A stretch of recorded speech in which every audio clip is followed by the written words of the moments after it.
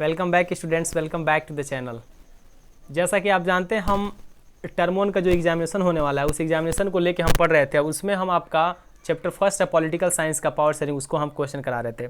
उसमें हमने 2 lecture already upload कर दिए। यदि आप चैनल पर नए हैं तो नीचे मैं प्लेलिस्ट का लिंक दे दूंगा, आप जाके वीडियो को आप सीरीज में देख सकते हैं। ठीक है, 2 वीडियो में एसर्शन एवं रीजन वाले क्वेश्चन को सॉल्व कराया हूँ, कथन एवं कारण वाले क्वेश्चन को सॉल्व कराया हूँ। ठीक है, और ये सेकंड वाली वीडियो का आंसर मैं आपको यदि आज पॉसिबल है 9 PM पे, यदि रात को 9 बजे पॉसिबल है, अगर मैं लाइव आ जाता हूँ तो हो सके मैं उसका आंसर मैं आपको दे दूंगा। और इस क्वेश्चन का आज मैं टॉप 30 वेरी कह सकते हैं मोस्ट इंपॉर्टेंट वाइटल आपकी जो टर्म 1 एग्जामिनेशन होने वाले उसके लिए अति महत्वपूर्ण ये टॉप 30 क्वेश्चन है जो कि पावर शेयरिंग चैप्टर से ही बेस्ड है। आप इसको सॉल्व करेंगे, उसके बाद से आप इसका आंसर हो सके तो यदि रात को नेटवर्क सही रहा तो मैं लाइव आऊँगा 9 PM पे, मैं आपका इसका आंसर मैं आपको दे दूंगा। अभी आप इसको सॉल्व करेंगे अपने कॉपी में, अपने नोटबुक में आप इसका आंसर को लगाएंगे और उसके बाद से 9 PM यदि सब सही रहा तो आप उसमें अपने आंसर को मैच कर सकते हैं, या हो सके तो अगले लेक्चर में जब मैं आऊँगा तो वहाँ पे आप मैच करके देख सकते हैं। और अगर कोई बंदा 9 PM पे ये सब सही रहता है तो वहाँ पे भेज सकता है, सर मैंने ऐसे सॉल्व किया, मैं बताऊँगा, उसका नाम लूँगा, देखता हूँ कौन कितना क्वेश्चन सही कर पाता है। ठीक है, आइए स्टार्ट करते हैं। Question number first power sharing का क्वेश्चन है। क्वेश्चन नंबर फर्स्ट है, Belgium shares border with France, Netherland, Germany and. Belgium का बॉर्डर किस किस देश के साथ लगता था? इंग्लैंड के साथ लगता था, नॉर्वे के साथ लगता था, लग्जमबर्ग के साथ लगता था, इटली के साथ लगता था। यानी 4 में से कोई एक आंसर सही होंगे। आप जानते होंगे कौन आंसर सही होगा, आप अपने कॉपी पे लिखेंगे और उसके बाद उसे आप बताएंगे। ठीक है, क्वेश्चन नंबर सेकंड की तरफ बढ़ते हैं।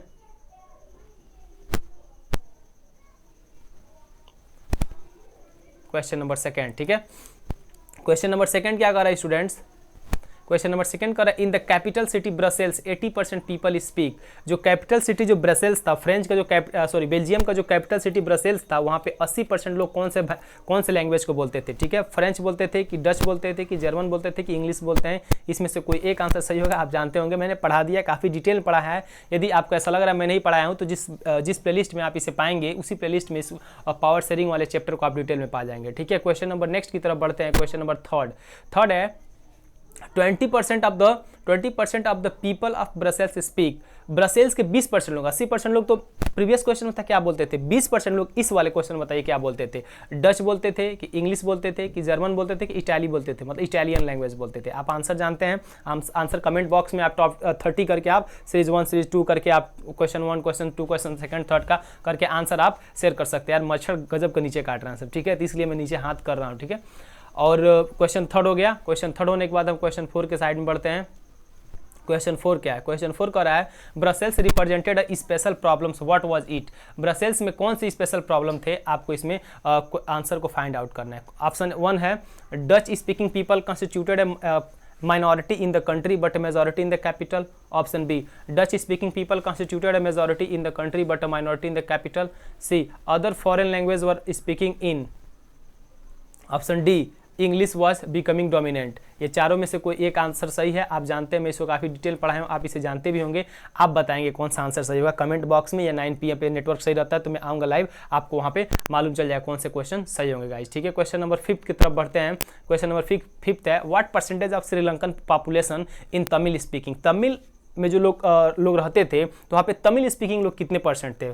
श्रीलंका में तमिल स्पीकिंग पीपल कितने परसेंट थे? 50%, 20%, 18%, 16%, या 4 ऑप्शन में से आपको आंसर देने हैं। ठीक है, क्वेश्चन नंबर नेक्स्ट की तरफ बढ़ते हैं। क्वेश्चन नंबर 6 है, the people whose forefathers came from India to Sri Lanka as plantation workers during the colonial period are called। कह रहा है जो अंग्रेजों के ज़माने में जब अंग्रेजों का राज श्रीलंका पे होता था तो उनके आज जो श्रीलंका में निवास करते हैं उनके पूर्वज लोग आए थे वहाँ पे खेती करने, प्लांटेशन बागवानी की खेती करने के लिए इंडिया से आए थे, तो उनको किस नाम से जाना जाता है? श्रीलंकन तमिल, इंडियन तमिल, तमिल इंडियंस या इंडियन श्रीलंकन्स? गाइस आप जानते हैं प्रत्येक चीज़ को मैं काफ़ी बारीकी से पढ़ाया हूँ, तो उम्मीद करते हैं आप इसका 100% 30 आउट ऑफ 30 देखता हूँ कि कौन सही करता है, या लाइव चैटिंग में किसका आंसर 100 से 100% मैच करता है, उस समय आपको आंसर आपको एग्जिबिट करूँगा, डिस्क्लोज करूँगा। क्वेश्चन नंबर 7 की तरफ बढ़ते हैं।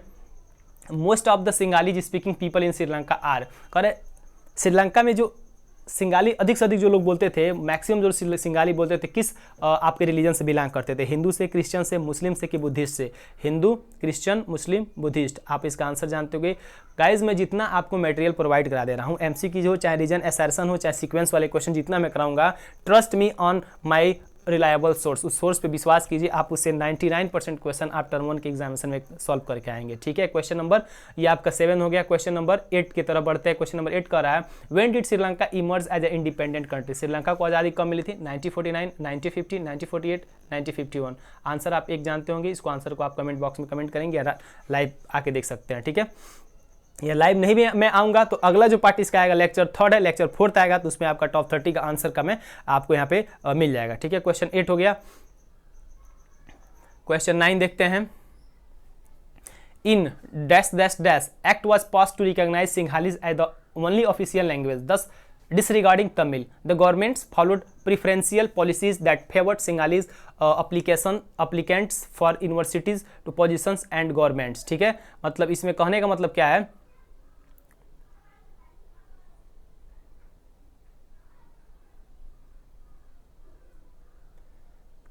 ठीक है,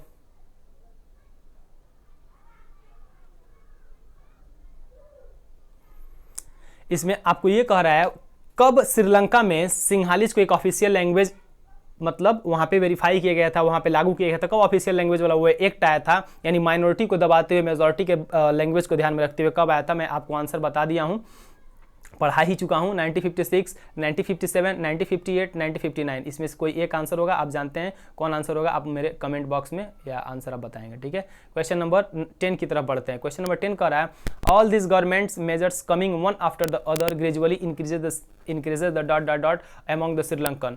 कह रहा धीरे धीरे श्रीलंका में मतलब सरकार आने के बाद धीरे धीरे क्या होता है, लोगों में कैसे फीलिंग आती है, श्रीलंका के लोगों में कौन सी फीलिंग आती है? प्रोटेस्ट करने की फीलिंग, कि फेवरेटिज्म की फीलिंग, कि फीलिंग ऑफ एलाइनेशन की, या सबऑर्डिनेशन की? गाइस हमको बताते हुए ये हंसी छूट रहा है क्योंकि सारे क्वेश्चन मैं करा चुका हूँ, सारे के सारे क्वेश्चन मैं सॉल्व करा चुका हूँ क्या अपने थ्योरी और अपने प्रीवियस वाले लेक्चर की क्लास में। ठीक है, क्वेश्चन नंबर 11 की तरफ बढ़ते हैं।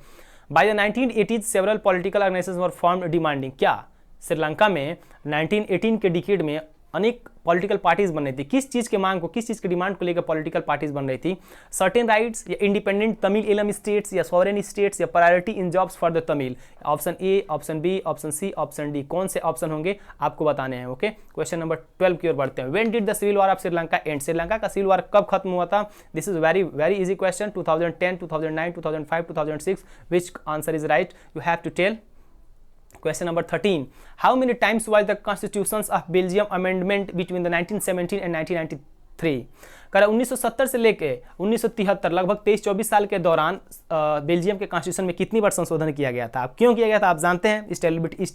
पॉलिटिकल स्टेबिलिटी लाने के लिए किया गया था। कितनी बार किया गया था आपको मैं कई बार पढ़ा चुका हूँ। 3 टाइम्स, 2 टाइम्स, 4 टाइम्स, 1 टाइम। आपको आंसर देने होंगे। ठीक है, क्वेश्चन 14 की तरफ बढ़ते हैं। The constitution of Belgium prescribe that the number of Dutch and French speaking minister dot dot dot in the central government. Central government में जो था, जो वहाँ का कॉन्स्टिट्यूशन बना था, बेल्जियम का कॉन्स्टिट्यूशन किसके आधार पे बना था? वहाँ पे जो डच बोलने वाले फ्रेंच स्पीकिंग मिनिस्टर थे सेंट्रल गवर्नमेंट, क्या थे? सेल बी इक्वल, क्या बराबर थे? या डच स्पीकिंग ज़्यादा थे कि फ्रेंच स्पीकिंग ज़्यादा थे कि नॉन ऑफ दीज थे? यानी इसमें से कोई तो कोई एक आंसर सही होगा ही, ए या बी या सी या डी, कोई हो एक तो सही होना ही होना है। आप इसके कमेंट बॉक्स में आंसर दें। क्वेश्चन 15 की तरफ बढ़ते हैं। The community government is elected by the people belonging to one language community, Dutch, French and German speaking. What powers does it hold? कह रहा है जो कम्युनिटी गवर्नमेंट होती है, मतलब एक संप्रदाय, एक धर्म का जो गवर्नमेंट होती है, इज इलेक्टेड बाय पीपल, वो लोगों के द्वारा चुनी गई थी, बाय वन लैंग्वेज कम्युनिटी, एक लैंग्वेज की कम्युनिटी द्वारा चुना जाता है, जैसे डच हो गया, फ्रेंच हो गया, जर्मन हो गया speaking. What powers does it hold? ये किस प्रकार की पावर को होल्ड करता है? Cultural, educational, language related issues, या पॉलिटिकल इशूज, या डिफेंस रिलेटेड इशूज, या ऑल ऑफ द एबव? आप बताएंगे इसका आंसर। कोई तो कोई इसमें होगा, option A, B, C, D होगा। ठीक है, हम उसे एक्सप्लेनेशन कर देंगे या डायरेक्ट आपको आंसर बता देंगे। आप आंसर अपने आंसर से मैच करके देख सकते हैं आप कितने पानी में। ठीक है, अब क्वेश्चन वाला पानी नहीं, नदी वाला पानी, पॉन्ड वाला पानी नहीं, मतलब आपकी कितनी पढ़ाई अच्छी है और टर्म 1 के लिए रियली में आप प्रिपेयर हैं कि नहीं। क्वेश्चन नंबर 16 की तरफ बढ़ते हैं students. Give the reason as to why power sharing can be good for a country. बताइए पावर शेयरिंग किसी भी देश के लिए क्यों जरूरी होता है? एक अच्छा आपको कारण बताना है, अच्छा आपको एक रीजन बताना है। ऑप्शन ए में बोल रहा है it helps to reduce the possibility of conflict between the social groups. ठीक है, is a good way to ensure the stability of political order. It does not to be confused. It does not lead to confusion in managing the states. Option D, A and B. Of, I hope बताएंगे। काफी easy question है, हंसी छूट रही है। ठीक है, question 17 की तरफ बढ़ते हैं। गिव वन मोरल रीजन मैंने अपने लेक्चर में इसे काफ़ी डिटेल पढ़ा था गाइस, काफ़ी डिटेल में। Give one moral reason as why power sharing is good. एक मोरल रीजन में पढ़ाया था, उसके बाद एक और रीजन पढ़ाया था, याद नहीं आ रहा है, तो मोरल रीजन में बताया था क्यों मोरल रीजन जरूरी चाहिए पावर शेयरिंग के लिए। क्या? It helps to reduce the possibility of conflict between social groups, it does not lead to the confusion in managing the states, people have the rights to be consulted on how they are to be governed, and power sharing is a good way to ensure the stability political order. It's very very easy, बहुत आसान है। लग रहा होगा काफी यहाँ पे theoretical base है, ठीक है, लेकिन यदि आप पढ़े हैं तो आप इसे सॉल्व आसानी से कर सकते हैं। ठीक है, उम्मीद करते हैं। क्वेश्चन नंबर 18 की तरफ बढ़ते हैं। The idea of power sharing has emerge in opposition to. जो पावर शेयरिंग का आइडिया है किसके अगेंस्ट में उभरा था? आखिर उसके पीछे जो पावर शेयरिंग का कंसेप्ट अभी नहीं आया था, तो उसके पीछे कौन सा कंसेप्ट था? आपको इसको आंसर बताना है। यानी उसके पहले क्या था?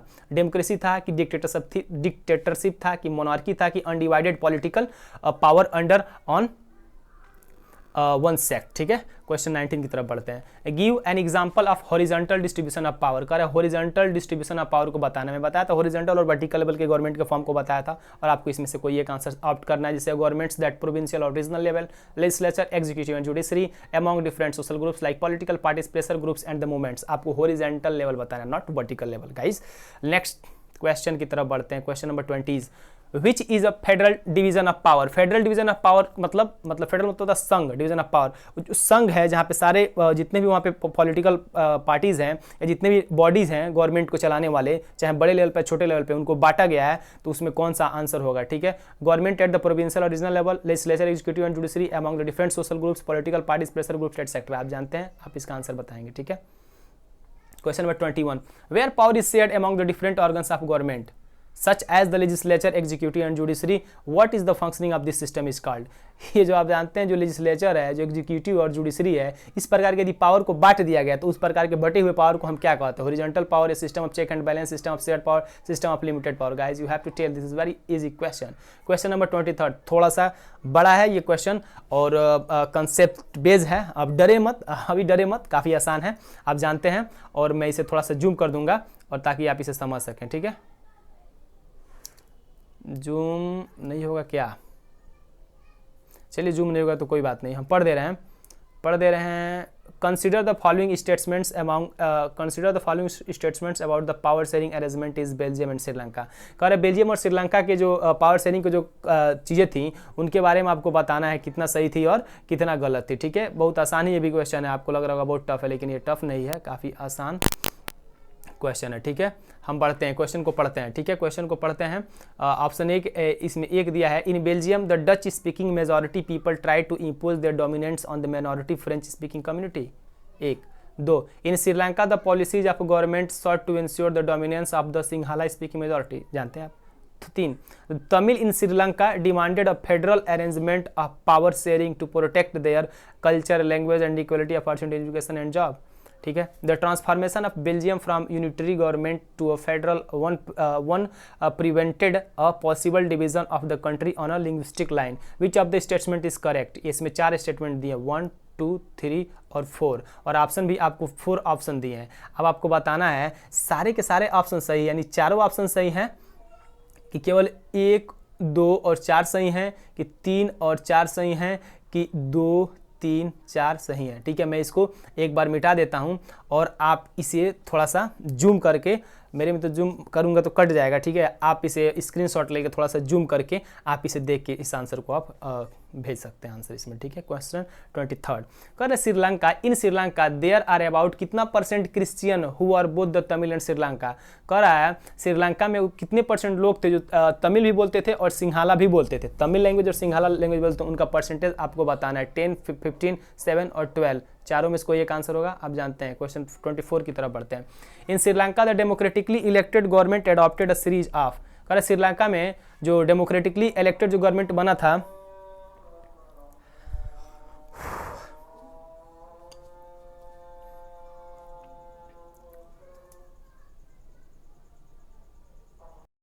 Sri Lanka in the democratic elected government adopted a series of, किस चीज़ का measure to establish the Sinhala supremacy. आप जानते हैं सिंघाला में सुपरमेसी किनका था, आप जानते थे सिंघालियों का सुपरमेसी था, तभी तो आपका ऑफिशियल लैंग्वेज एक्ट आया था। कब आया था वो क्वेश्चन में था, मैं नहीं बताऊंगा।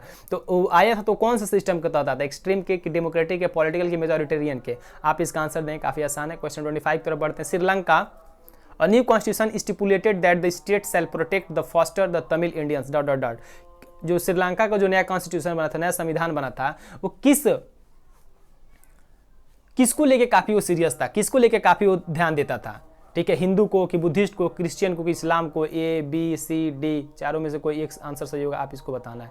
क्वेश्चन 26 बेल्जियम पर है, ठीक है। In Belgium the state government are not subordinate to the central government. A B क्या है, the state government are subordinate to the central government, ठीक है। The state government have no say before the central government. Option D, the state government can contradict the central government. यानी option A B C D, चार दे दिया है, चारों में से कोई एक सही आपको बताना है, ठीक है। Question 27 when many countries of Europe came together to form the European Union, ठीक है, was chosen as the headquarter। आप जानते हैं यूरोप छोटे छोटे देशों में उस समय ही बटा था, अभी यूरोप में लगभग 27 कंट्रीज हैं, तो वो जो 27 कंट्रीज का जो ग्रुप है उनको बोलते हैं यूरोपियन यूनियन। तो यूरोपियन यूनियन का जो हेड क्वार्टर है यूरोप में ही है, यूरोप के किसी ही शहर में होगा। आप जानते हो पेरिस में, ब्रसेल्स में, रोम में कि लंदन में, इसको भी मैं बता चुका, आंसर देंगे। क्वेश्चन 28 का name one prudential reason of power sharing. हाँ, एक था प्रूडेंशियल रीजन, एक था मोरल रीजन, अब याद आया, एक था प्रूडेंशियल रीजन, एक था मोरल रीजन पावर शेयरिंग के लिए। तब इसमें कह रहा है आपको बताना है प्रूडेंशियल रीजन कौन सही है। Power sharing is the very spirit of democracy, people have a right to be consulted on how they are to be governed and citizens through participation acquire a stake in the system.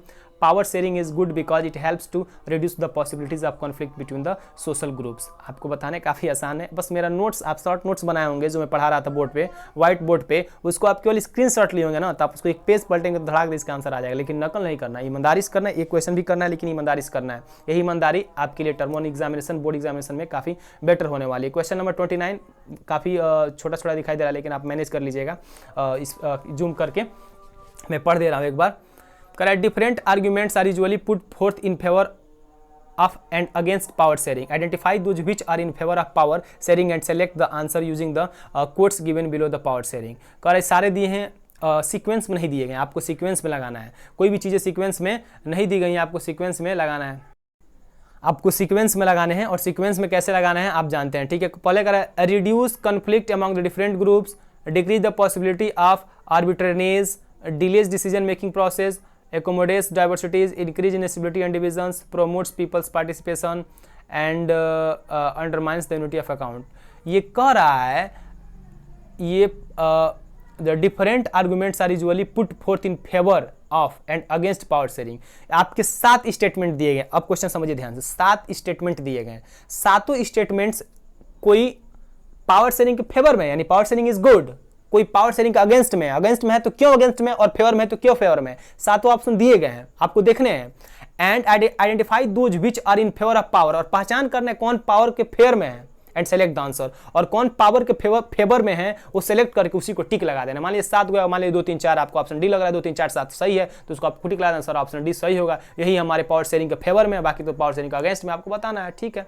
Question 13 and last question, I hope you all tell the answer at 9 PM if it is possible for me to be live, if my internet connection is good, then otherwise I will provide you the answer sheet in the next video lecture, that will be the lecture 4, okay। I hope you all enjoy these questions and answer you have noted down the answer in your paper, ठीक है। आप इसे note किए होंगे paper में, हमें उम्मीद है, और आप इसका आंसर जानते भी होंगे, लगाए भी होंगे। क्वेश्चन 13 है, consider the following 2 statements on power sharing and select the answer using the code given. कह रहा है पावर शेयरिंग के 2 दिए गए हैं स्टेटमेंट है, ट्रू फॉल्स है, आप जानते हैं, मैं आपका असेसन ओरिजिन वाला क्वेश्चन करा रहा था उसी पे। Power sharing is good for democracy, कह रहा है पावर शेयरिंग डेमोक्रेसी के लिए अच्छा है, it helps the reduce possibility of conflict between. कह रहा है A true to false both है, true false both and true. आप जानते हैं कौन होगा क्या नहीं, क्या होगा क्या नहीं, आई का आंसर बताएंगे।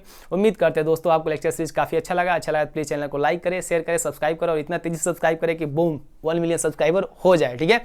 एंड आप हो सकता है यदि if it is possible for you then comment in the comment section all your answer, ठीक है। 9 PM पे आने से पहले, लाइव 9 PM पे आने से पहले आप अपने आंसर को भेज सकते हैं और मैं बता दूंगा कौन कितना सही क्वेश्चन किया लाइव, यदि सही होता है तो, नहीं तो नेक्स्ट वीडियो में आपके नाम के साथ जिक्र करूंगा, आपका स्क्रीनशॉट भी दिखाऊंगा कौन बंदा कितना सही किया। Okay bye, thank you and take care, bye bye.